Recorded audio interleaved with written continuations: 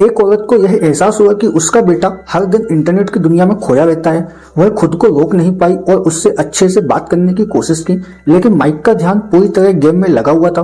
उसे माँ की बातों में कोई दिलचस्पी नहीं थी। एनी को बहुत निराशा हुई और कुछ कर नहीं सकी। वह कंप्यूटर के सामने बैठ गई और दूर बैठे अपने पति से अपनी परेशानी बताने लगी। इसी बीच दरवाजे पर बेटे ने दस्तक दी। एनी ने कहा, थोड़ी देर इंतजार करे, वह अपने पति से जरूरी बात कर रही है। लेकिन माइक के पास धैर्य नहीं था।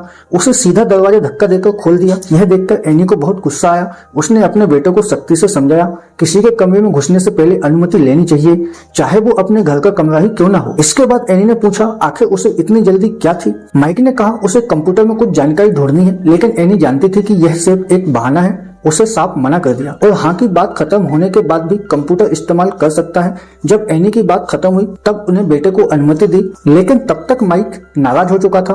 वह माँ से बात करने में भी उदासीन दिखा। एनी को लगा कि शायद उसे ज्यादा सख्ती कर दी है, लेकिन जब उसने सोचा कि परीक्षा नजदीक है और बेटा यूं ही समय बर्बाद कर रहा है तो उसने बेटे को फिर से समझाया, अगर अभी नहीं संभला तो भविष्य बर्बाद हो जाएगा। माँ की सच्ची और भावनापूर्ण बातें सुनकर माइक को अपनी गलती का एहसास हुआ। उसने माँ से वादा किया कि अब वो पूरी मेहनत से पढ़ाई करेगा और अपनी गलती सुधारेगा। बेटे की सच्ची पश्चाताप और समझदारी देखकर एनी के दिल में सुकून भर आया। शायद बच्चे का यूं ही समझना और बदलना माता पिता के लिए सबसे बड़ी खुशी होती है। वीडियो पसंद आए तो वीडियो को लाइक, चैनल को सब्सक्राइब जरूर करें।